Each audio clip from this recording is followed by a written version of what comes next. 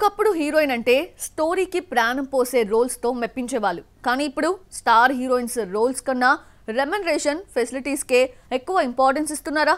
Latest గా కల్కి 2898 ADలో key role పోషించిన దీపికా పదుకోన్ సీక్వెల్ నుంచి తప్పుకోవటం టాలీవుడ్ లో హాట్ టాపిక్ అయింది. అసలు ఎందుకు ఈ నిర్ణయం తీసుకుంది? ఏం జరిగిందో తెలిస్తే షాక్ అవ్వాల్సిందే. కల్కి 2898 ADలో సుమతి సమ్ 80 పాత్రలో మెరిసిన దీపిక కథలో ప్రెడిక్టెడ్ మదర్ గా నటించింది.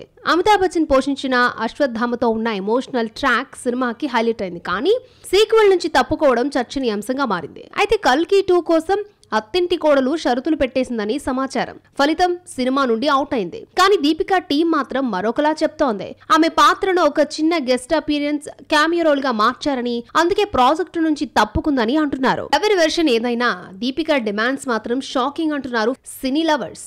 మొదటి భాగం కంటే 25% ఎక్కువ ఫీజు, రోజుకు కేవలం 7 గంటల షూటు, దానికి తోడు తన టీం అందరికి లగ్జరీ వ్యానిటీ, స్పెషల్ అకామిడేషన్ కావాలని కండిషన్ పెట్టిందట.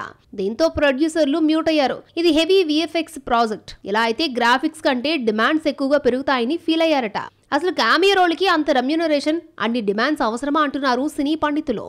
Final decision simple. వాటన్నింటికి నిర్మాతలు రెడీ అయినా ఆమె వర్క్ అవర్స్ కండిషన్ మారకపోవడంతో ప్రాజెక్ట్ నుంచి తప్పించినట్టు ప్రకటించారు. ఇప్పుడు సోషల్ మీడియాలో సెటైర్ల వర్షం కురుస్తోంది. స్క్రీన్ మీద ప్రెడిక్టర్ మదర్, ఆఫ్ స్క్రీన్ లో మాత్రం ప్రొడ్యూసర్స్ కి అత్త అంటున్నారు. ఇదే కాకుండా ప్రభాస్ సందీప్ రెడ్డి మూవీ స్పిరిట్ నుంచి కూడా ఇలాంటి రీజన్స్ వల్ల దీపిక అవుట్ అయింది అన్న న్యూస్ స్ప్రెడ్ అయింది. ఇంకా అల్లు అర్జున్ అట్లీ కాంబినేషన్ మూవీలో కూడా దీపిక రోల్ కేవలం 20 నిమిషాలే అంటున్నారు. మరి ఆ ప్రాజెక్ట్ ఎలా చేస్తుంది?